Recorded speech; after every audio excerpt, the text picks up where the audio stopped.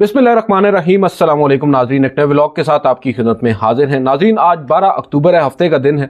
मेरे साथ मौजूद हैं असद अली तूर और अब से कुछ देर कबल ही एक बड़ी खबर आई है सुप्रीम कोर्ट ऑफ पाकिस्तान से, जो बड़ी अनएक्सपेक्टेड किस्म की खबर थी, क्योंकि ये वो मामला है जिसके ऊपर हम ये समझते रहे हैं कि जनाब काजी फायज ईसा कम अज़ कम अपने रहते हुए इस मामले को टेकअप नहीं करेंगे सुप्रीम कोर्ट ऑफ पाकिस्तान के अंदर।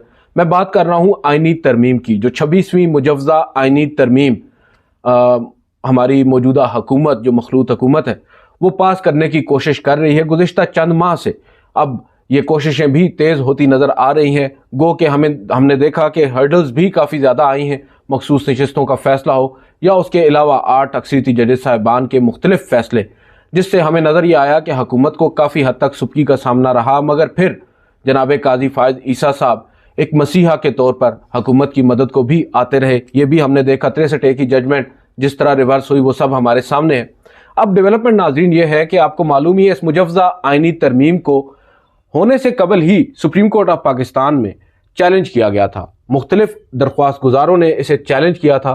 एक इन पर्टिकुलर जो दरख्वास्त जो ज़्यादा इंपॉर्टेंट तस्वर की जाती है, क्योंकि पाकिस्तान बार कौंसिल के 6 अरकान ने वो दरख्वास्त सुप्रीम कोर्ट में दायर की थी। आबिद ज़ुबैरी साहब उस ग्रुप को लीड कर रहे थे। आबिद ज़ुबैरी आपको मालूम है माजी में सदर सुप्रीम कोर्ट बार एसोसिएशन भी रह चुके हैं। अब उन्होंने जो दरख्वास्त दायर की थी उसके ऊपर अचानक से बेंच तश्कील दे दिया गया है। जनाब काजी फायज ईसा अगेन उनकी सरबराही में एक 3 रुकनी बेंच होगा। जस्टिस नईम अख्तर अफगान और जस्टिस शाहिद बिलाल हसन उस 3 रुकनी बेंच का हिस्सा होंगे, जो 17 अक्टूबर को इस इंतहाई अहम मुकदमे पर समाअत करने जा रहा है। असद अली तूर साहब से इस हवाले से जानेंगे। असद तूर साहब, ये आइनी तरमीम अभी पास हुई नहीं, इसको चैलेंज कर दिया गया और ये पहली दरख्वास्त नहीं। आपको मालूम है सुप्रीम कोर्ट में भी तवातर के साथ दरख्वास्तें आती रही हैं। हमने देखा है कि 5 हाई कोर्ट्स में दरख्वास्तें दायर हुई हैं। मुस्तफ़ा नवाज़ खोखर, बैरिस्टर सलाहुद्दीन, फरीद अजीज़, मुख्तलिफ लोग हैं जो मुख्तलिफ हाई कोर्ट्स में गए हैं, उन्होंने चैलेंज किया है आइनी तरमीम को। अब आपके लिए ये कितना सरप्राइजिंग है कि जनाब काजी फायज ईसा अपनी रिटायरमेंट से कुल तकरीबन 5 से 7 दिन पहले इस दरख्वास्त को समाअत के लिए मुकर्रर कर रहे हैं, जो बड़ा ही बहुत से लोगों के मुताबिक अनएक्सपेक्टेड है। नहीं, मेरे लिए एक्सपेक्टेड है। अच्छा। मुझे अनएक्सपेक्टेड नहीं लगा, क्योंकि उसकी वजह यह है कि ये हुकूमत जहाँ पर भी फंसी है, काजी साहब वो आप कह लें कि वो आप कह लें कि को काफ की परी हैं, या आप कह लें कि वो अलिफ लैला के वो शहजादे हैं, ठीक है, या आप कह लें कि कोई फरिश्ते हैं जिनका हम जिक्र सुनते थे वो अलिफ लैला टाइप दास्तानों में, कि वो 65 की जंग में सब्ज़ कपड़ों वाले बुज़ुर्ग होते थे, वो जहाज़ों के ऊपर से वो फेंक देते थे चीज़ें और वो कैच करते थे। हाँ, भारत के बम कैच करते थे, पुल पे नहीं गिरने देते थे, वगैरह वगैरह। वो जो हमने सारी बचपन में कहानियाँ सुनी। तो चीफ जस्टिस काजी फायज साहब वो सब्ज़ चोगा पहने हुए, वो पता नहीं शायद बुज़ुर्ग हैं, कि जहाँ पर भी हमारी रियासत, हमारी इस्टेब्लिशमेंट, हमारी हुकूमत फंस जाए तो वहाँ पर फिर एक नाम आता है, वो काजी फायज ईसा आता है, ठीक है। और फिर वो आके अपनी जादू की छड़ी से चीज़ें बदलता है, ठीक है। तो देखिए, हुकूमत को पीटीआई की एक रिसर्जेंस का सामना था। इलेक्शन भी इसी वजह से डिले किए गए, ठीक है।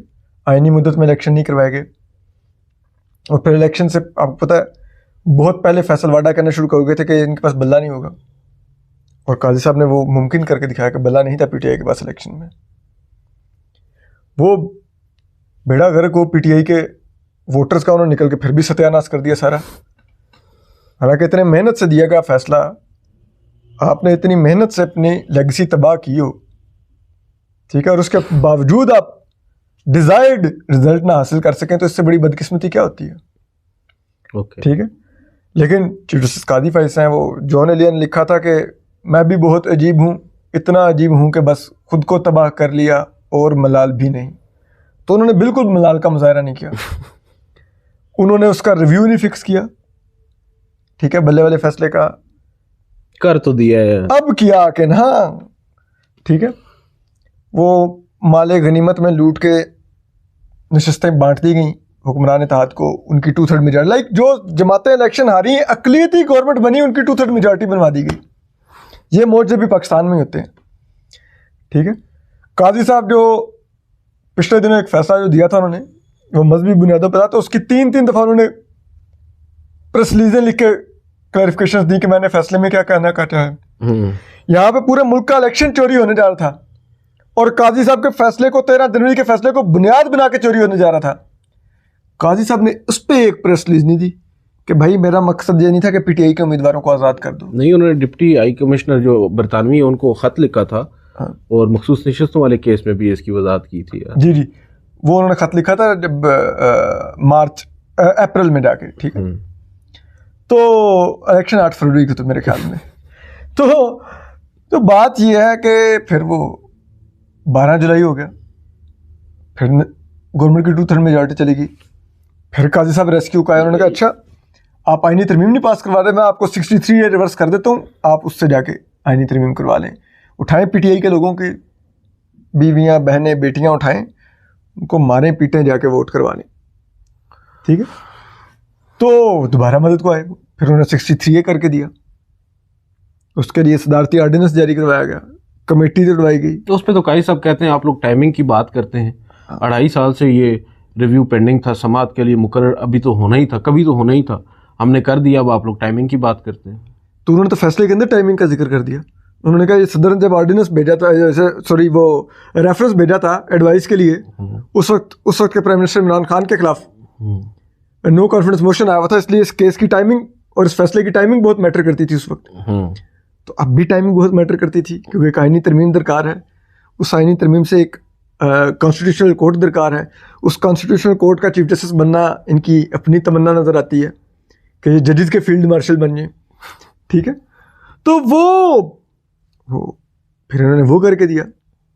अब फिर वो तमाम हाई कोर्ट से रिव्यू कर लिया गया था, ठीक है, इस के ये आईनी तरमीम के मसवदे से पहले ऑर्डर दिया जाए कि 8 हफ्ते तक इसके ऊपर पब्लिक डिबेट करवाई जाए, ठीक है। क्योंकि जाहिर बात है एक आईनी अदालती ढांचा तब्दील होने जा रहा है और अदालती ढांचा 25 करोड़ अवाम का मुफाद उससे वाबस्ता है, ठीक है। तो वो कहते हैं आप इस पर डिबेट तो कराइए, किस तरह से रातों रात कहीं से तैयार होता है मसवदा, हफ्ते को टेबल होना था, जुमे की रात को आजम तारड़ के हाथ में पड़ा था, चल बेटे जा, ठीक है। तो ये इस शर्मनाक तरीके से भी आईनी तरमीम होती है। आप लोगों की जिंदगी और मौत के फैसलों को बदलने जा रहे हैं, जो इन अदालतों में होते हैं उस अदालतों का ढांचा आप बदलने जा रहे हैं, और आप रातों को मसवदे लाते हैं, और आप में इतनी गैरत नहीं है कि आप उन वकीलों का नाम बता सके जिन्होंने ये मसवदा तैयार किया। वो वकील सामने आने को तैयार नहीं है जिन्होंने मसवदा तैयार किया, आप वो लेके पार्लियामेंट में जा रहे हैं, ठीक है। और वो पार्लियामेंट में भी किसी को नहीं दे रहे। अख्तर मेंगा से वोट मांग रहे हैं कि वोट कर दे, अख्तर मेंगा ने कहा मसवदा तो दिखा दो, मसवदा तो हमारे पास भी नहीं है। मौलाना फजल रहमान साहब कहते हैं मसवदा, मौलाना का मसवदा तो हमारे पास भी नहीं है। आ रहा है, अब आ रहा है ना? नहीं कहते हैं कि आ रहा है मौलाना साहब, बस आप हाँ करें, आ रहा है। हाँ है, निक्की जी हाँ कर दें। मतलब वोट भी किस मुंह से मांगने जा रहे थे? एक तो चलो अपने हुकूमती इत्तेहादियों से मांग रहे हो तो फिर भी समझ आती है कि आप उनको कहेंगे बस आप छोड़े मसवदा, आप हमारे इत्तेहादी आप वोट करें जो हम करने जा रहे हैं। आप अपोजिशन से वोट मांगने जा रहे हैं, उनको भी मसवदा दिए बगैर कह रहे हैं जैसे वो आपके फुफी के बेटे हैं कि वो आपके नाम पे वोट दे देंगे। दिस वाज टू मच, ठीक है। तो अब वो फिर हाई कोर्ट्स में चैलेंज हो चुके। अब हाई कोर्ट्स में चैलेंज हुआ तो हुकूमत ने कहा किसी भी 4 हाई कोर्ट्स में से किसी एक ने भी, बल्कि 5 हाई कोर्ट्स में से किसी एक ने भी थोड़ी सी हिम्मत दिखा दी। ये पॉइंट बड़ा वैलिड है, ठीक है। तो ये तो स्नूकर लग देगा सारी गेम को, ठीक है। आपने जनाब वो और पेशावर हाई कोर्ट ने ऑर्डर भी दे दिया था लार्जर बेंचेस पे बनने का। आपने कहा इससे पहले कोई ऑर्डर आए ऊपर से मैं ही आऊँगा। एक ऑब्जर्वेशन कल आप अपना 3 मेंबर बेंच बना के बैठ गए, ठीक है। और उस 3 मेंबर बेंच में अब आप 7 जैसे नहीं मख्तर अफगान है तो बस ठीक है ना, अल्लाह ही हाफिज़ है फिर, ठीक है। तो सर ये भी देखें ना, हम तो बड़े पुरुमीद हैं काजी साहब इंसाफ करेंगे, हो सकता है वो करेंगे इंसाफ ही, ये देखिएगा करेंगे किसके लिए, और यहाँ पर वो इंसाफ अपनी जात के लिए भी करेंगे। नहीं देखें, इंसाफ किसी के लिए तो नहीं होता ना, इंसाफ तो इंसाफ होता है। जी जी, यहाँ पर उनकी अपनी जात भी जुड़ी हुई है। ये एक बड़ा वैलिड आपने उनके साथ बैठे हुए जैसे नहीं मख्तर अफगान की भी इससे जुड़ी हुई है। बिल्कुल जस्टिस अमीनुद्दीन खान का मफाद इस केस से इस आईनी तरमीम से जुड़ा हुआ है, जस्टिस जमाल खान मंदोखेल का जुड़ा हुआ है। तो अफगान का तो आई गेस नहीं बनता, लेकिन जस्टिस अमीनुद्दीन खान हो, जस्टिस जमाल मंदोखेल और बस जस्टिस जमाल मंदोखेल साहब का भी, क्योंकि वो 5 में आते हैं गालिबन, जस्टिस काजी फायद ईसा साहब मोस्ट इंपॉर्टेंटली। तो अगर आप वफाकी आईनी अदालत बनती है ऊपर तो जस्टिस नईम अख्तर अफगान को ले जा सकते हैं साथ वहाँ। हाँ, वहाँ पर ले जा सकते। वैसे तो ओवरऑल तमाम का ही बनता है फिर, लेकिन इस मामले में यहाँ पर जो हम देख रहे हैं कि जस्टिस काजी फायद ईसा भी, आईनी अदालत तो चले हवा में है ना, आईनी तरमीम तो हमारे सामने नज़र आ रही है, उसके लिए कोशिशें हो रही हैं। अभी भी बिलावल भुट्टो जरदारी की मुलाकात हुई है मौलाना साहब के साथ, और कमरान मुर्तज़ा भी इतला आई है कि कमरान मुर्तज़ा साहब पहुँचे हैं बिलावल भुट्टो जरदारी के घर पर। तो ये तो सामने नज़र आ रहा है। एक मुसवदा भी पब्लिक हुआ और उसके बाद वज़ीर कानून साहब ने उसके ऊपर अपनी सफाइयाँ भी दी, वजाहतें भी दी, और फिर वकला की सुनी भी। वकला ने अपना मुसवदा पेश किया, मौलाना साहब ने अपना मुसवदा पेश किया। तो आईनी तरमीम तो नज़र यही आ रहा है कि तय है कि होना है। मसला ये है मफादात का टकराव इन द सेंस कि अब जस्टिस काजी फायद ईसा साहब, क्या उन्हें बतौर चीफ जस्टिस ऑफ पाकिस्तान इस मुकदमे को सुनना चाहिए था? और मोस्ट इम्पॉर्टेंटली, क्योंकि कल मैंने जब पता करने की कोशिश की कि आया जुमेरात के रोज़, आपको मालूम है प्रैक्टिस एंड प्रोसीजर कमेटी की एक प्रैक्टिस है कि मीटिंग होती है, गो कि अब उसमें जस्टिस मंसूर अली शाह और जस्टिस मुनीब अख्तर नहीं है, मगर फिर भी गुज़िश्ता 2 से 3 मीटिंग्स ऐसी हुई हैं जिनमें जनाब काजी फायद ईसा और जस्टिस अमीनुद्दीन खान थे। तो मैंने ये पता करने की कोशिश की कि आया कोई मीटिंग हुई है आज कल में, तो मुझे ये बताया गया कि कोई केस ही नहीं है। भाई, जब केस ही नहीं है जिसको लगाना है समाअत के लिए, तो हम मीटिंग क्यों करें, कैसे करें? तो मीटिंग नहीं हुई। उन्होंने मेरी खबर जो मैं पूछना चाह रहा था, उन्होंने मुझे जवाब ये दिया कि कोई मीटिंग नहीं हुई। अब मैं हैरान इस बात पर हूँ, अगर मीटिंग नहीं हुई तो ये मुकदमा कैसे अचानक से समाअत के लिए मुकर्रर कर दिया गया? अब ये भी नहीं कहा जा सकता कि रजिस्ट्रार ऑफिस ने खुद से लगा दिया, क्योंकि ये 184(3) का मामला है।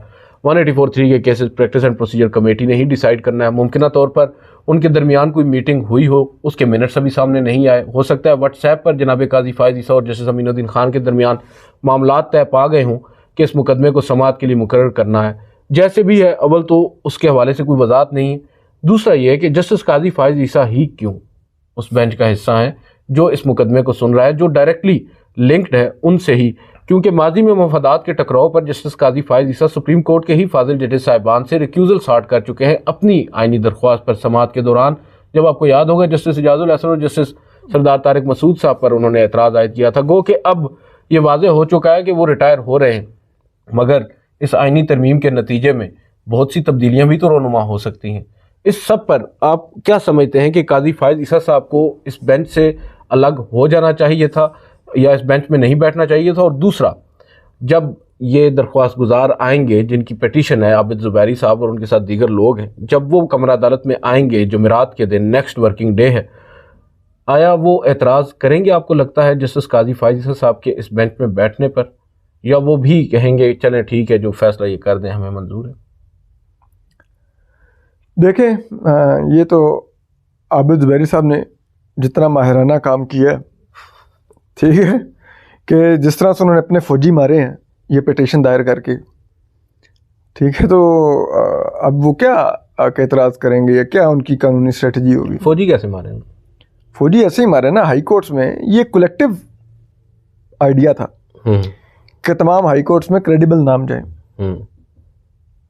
ठीक है, बुशरा गौहर साहिबा थी, ठीक है, पेशावर में, इस्लामाबाद में मुस्तफ़ा नवाज़ खोखर साहब थे, लाहौर में वो समथिंग मुख्तार साहब थे, वो भी बड़ा क्रेडिबल नाम है, कराची में सलाउद्दीन अहमद, फरियाद रेस, ये नाम थे। बलूचिस्तान में क्योंकि वो कहते हैं कि सिविल सोसाइटी वालों को पता चलता है, रात को एजेंसी वाले उठा के ले जाते, तो इसलिए बलूचिस्तान हाई कोर्ट बार के सदर ने खुद बलूचिस्तान हाई कोर्ट बार की बिहाफ पे पिटीशन की। ठीक है, बलूचिस्तान बार कौंसिल ने सुप्रीम कोर्ट में भी दरख्वास्त दायर की। तो अब आबिद ज़ुबैरी साहब ने सारे हाई कोर्ट्स वाले मामले ठप करवा दिए आज। ठीक है, अब कौन आपको लगता है कि मेरी जहाँ तक अंडरस्टैंडिंग है, आबिद ज़ुबैरी साहब ने दरख्वास्त पहले दायर की थी उन सब से, और दरख्वास्त देखें गो के अगर आबिद ज़ुबैरी साहब ना करते तो कोई और दरख्वास्त टेकअप कर ली जाती, वो तो मसला कोई नहीं है सुप्रीम कोर्ट। हाँ, वो किसी से भी दायर करवा लेते हैं। वो माजी में भी हम देख चुके हैं। हाँ, वो यूनिवर्सिटियों वाले केस में भी इसी तरह प्रॉक्सी चल रहे हैं, दरख्तों वाले केस में प्रॉक्सी आ जाते हैं, मार्गलाइल में। खैर सब देखें, वो इस्तेकाक है ना, प्रैक्टिस एंड प्रोसीजर कमेटी, आप तो अपनी आप जो मर्जी केस आप समाअत के लिए मुकर्रर कर दें, वो इशू नहीं है। इशू ये होगा कि जब ये मुकदमा समाअत के लिए मुकर्रर होगा, उस रोज़ जनाब काजी फायज़ ईसा क्या कहेंगे। मेरे लिए ज़्यादा कंसर्निंग तो ये है, आइनी तरमीम हो या ना हो, ये तो चलें पार्लिमान का इस्तेकाक है। पार्लिमान के पास अगर 2/3 अक्सरियत एक जायज़ तरीके से आ जाती है, वो कर सकती है। गो के उस पार्लिमान की जो मौजूदा हैसियत है उसके ऊपर भी सवालात हैं, फॉर्म 45-47। लेकिन यहाँ पर बात ज़रा सी मुख्तलिफ है, क्योंकि आपको भी मालूम है जो हमारी अदलिया है ये बुनियादी इंसानी हकूक़ की एक तरह से उसको प्रोटेक्ट करने के लिए इसने ओथ ले रखा है। अब इस आइनी तरमीम को किसी भी तरीके से यकीनी बनाने के लिए 63A के जनाब काजी फायज़ ईसा साहब के ही फैसले को जवाज़ बनाकर हुकूमत हॉर्स ट्रेडिंग या फिर जो हम कह सकते हैं लोटा क्रेसी उसको फ़रोग दे रही है। लोटा क्रेसी भी चले, अब थोड़ा सा माइल्ड सा वर्ड लगता है, या हॉर्स ट्रेडिंग भी माइल्ड सा लगता है। यहाँ पर तो अब बाज़ाब्ता तौर पर जबरी तौर पर लोगों को जो है वो अपनी तरफ लेकर आया जा रहा है। और जो वीडियोज़ हम देख रहे हैं, जो तस्वीर हम देख रहे हैं, जिस तरह का तशद्दुद किया जा रहा है लोगों की वफादारियों को तब्दील करने के लिए, क्या मैं ये समझता हूँ काजी फायज़ ईसा साहब भले ही आइनी तरमीम के ख़िलाफ़ उस दरख्वास्त को सुने, मेरिट्स के ऊपर सुने, जो भी उन्होंने आर्डर पास करना है वो उन्होंने करना है, लेकिन मोस्ट इम्पॉर्टेंटली उन्हें ये भी तो देखना होगा कि इस आइनी तरमीम को, जो मुजव्ज़ा आइनी तरमीम है, अभी बिल पेश नहीं हुआ, उसके पेश होने से पहले जिस तरह के बुनियादी इंसानी हकूक़ की खिलाफ वर्दियाँ शहर इक़्तिदार में हो रही हैं, उनकी नाक के नीचे हो रही हैं, वो सवाल नहीं करेंगे। दिल सरफराज साहब, उनको ना आपके थंबनेल भी याद होते हैं कि ये थंबनेल बड़े बड़े बनाते हैं। ठीक है, इस हद तक वो सोशल मीडिया की ऑब्सेशन है चीफ जस्टिस काजी फायज़ ईसा को। ठीक है, लोगों के ट्वीट उनको जुबानी रटे हुए हैं। ठीक है, मुझे तो लगता है कि वो और कुछ करते ही नहीं है बेंच से उठने के बाद। वो शायद ट्विटर और यूट्यूब ही सारा वक्त देखते हैं किस किस ने मेरे बारे में क्या कहा। कौन नहीं देखता, चले, लेकिन उनका तो ऑब्सेशन हमको, वो उसका अलग इजहार भी करते हैं। वो आपके साथ ज़्यादा ऑब्सेशन है ना। ठीक है, लेकिन उस चीफ जस्टिस को ये नहीं नजर आ रहा कि इस्लामाबाद में क्या हो रहा है। मेरे 63A के फैसले को अब उससे शह पा के ये हुकूमत किस तरह से दरिंदों की तरह पीछे पड़ी हुई है लोगों के। वो जो सवाल उस दिन अली F7 में वो अटैक हुआ है, वो PTI के MNA के भाई के घर। बिल्कुल ठीक है, तो ये इंतहा मची हुई। लेकिन फिर मैं सोचता हूँ इन्हीं मौसूफ चीफ जस्टिस की नाक के नीचे इस्लामाबाद के तीनों हल्कों का मैंडेट चोरी हुआ है। वो पतन की रिपोर्ट पढ़े ना, किस तरह से जिताया गया नून लीगी लोगों को, तो उनको तो उससे भी फर्क नहीं पड़ा। वो सिलेक्शन को चोरी करवाने वाले इलेक्शन कमीशन को आज भी अपने सर का माथे का झूमर बना के बैठे हुए हैं। तो इस पर बार बार मुझे रावलपिंडी के कमिश्नर लियाकत चट्ठा याद आते हैं। वो है कहाँ, पता नहीं कहाँ पर है, कि उन्होंने बिल्कुल फिर शायद कुछ उनकी बात में वजन लगता है कि जो उन्होंने कहा था कि चीफ जस्टिस काजी फायज़ ईसा और सिकंदर सुल्तान राजा ने मिलकर इलेक्शन चोरी किया मुल्क का। ठीक है, तो वो चीज़ बताइए, तो वो आप कह रहे हैं कि वो ये इस सब के ऊपर नोटिस लेंगे। यार कोई की अदील, आप भी कोई बात थोड़ी सी कर लिया कि नजर आप समझदारी की लाइक। और दूसरी बात जहाँ तक रहेगी कि वो कमरा अदालत में क्या करेंगे, आप देखिएगा उनकी आवाज़ भरा जाएगी, उनकी आंखें भर आएंगी। पार्लियामान के बारे में आप लोग यहाँ पर आ गए हैं। पार्लियामान के इख्तियार इतने मुकद्दस है, वो हमारा सुप्रीम इदारा है, हम उसका एहतराम करते हैं, हम पार्लियामेंटेरियन का एहतराम करते हैं। आप उनके हक के कानून साजी पर सवाल उठाने आ गए हैं। आपका क्या लोकस स्टैंड है? आप कौन है? आपको बहुत है, आप पार्लियामान में जाके लड़े इलेक्शन, पार्लियामान में चले जाए, वहां पर अपोज कर लें। हो सकता है लोग आपके साथ आपकी बात पर कन्विंस हो जाएंगे। वो इस किस्म के ऐसे ऐसे फलसफाना जुमले वहां पे फेंकेंगे, रिमार्क्स देंगे कि हमारे पास जो वहां पे साथी बैठे होंगे वो तो यूं सर झूमेंगे जैसे वो सरदाई पी के तो कहीं किसी मज़ार पे बैठे हुए हैं, जैसे 2 साल पहले हमारे ही हुआ करते थे। जी सही कह रहे हैं।